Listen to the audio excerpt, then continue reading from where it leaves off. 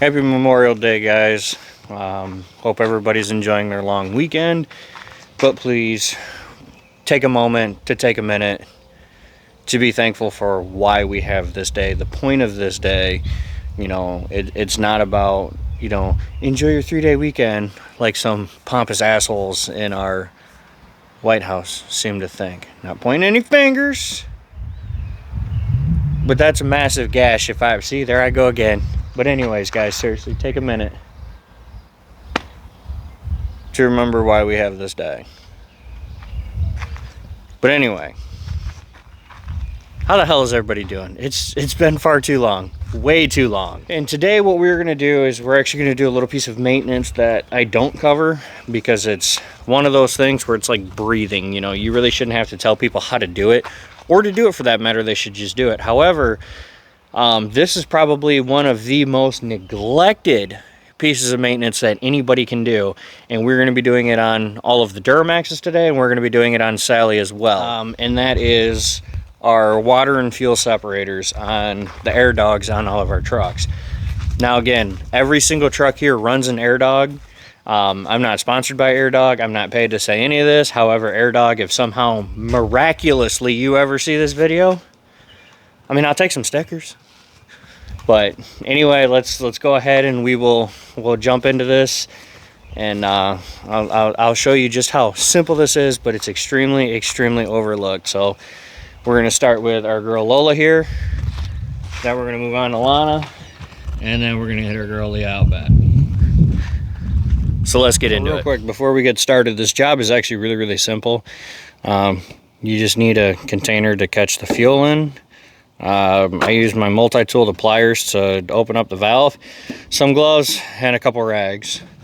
And also, before we get started on this, Lola and Leah have Wix filters like this, and everybody's gonna freak out. Oh, it's not an air dog, it's not an air dog. No, it's not. It's a filter base that I built. But air dog's right there. So chill out, everybody.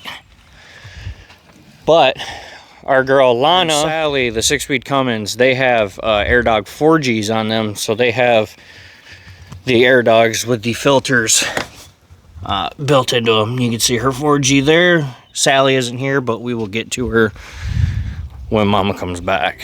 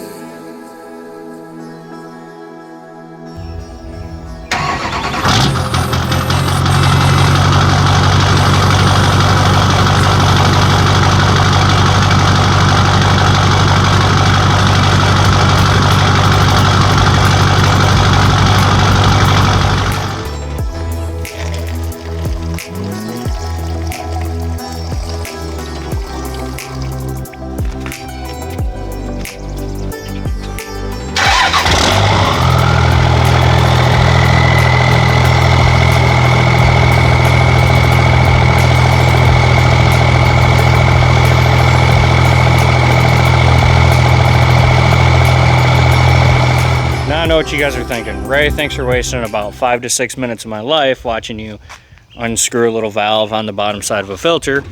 I know how to do that.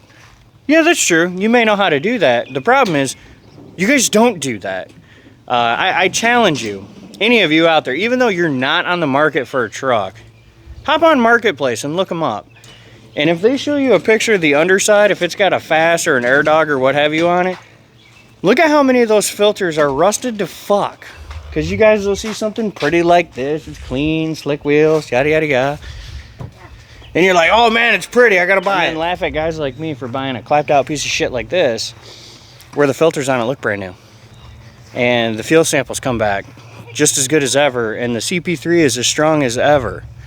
You know, it's basic maintenance. Just because you guys put a lift pump on there with filters doesn't mean that it's going to take care of itself. Like any other filter out there, your air filter, which you guys kill me with your aftermarket intakes, with your collapsed ass filters, because they've never been changed. It requires maintenance. This took 15 minutes out of my day, probably 20, to set up the camera. When I first got Lana, her air dog was, you know, it had an air dog on it. However, the filters hadn't been changed in 4 or 5 years. Those things were rusted on there. The fuel looked like crap coming through it.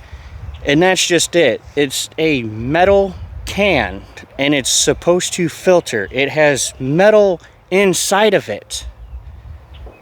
Well, what happens when that thing sits? What happens when the seasons change? What happens when humidity changes?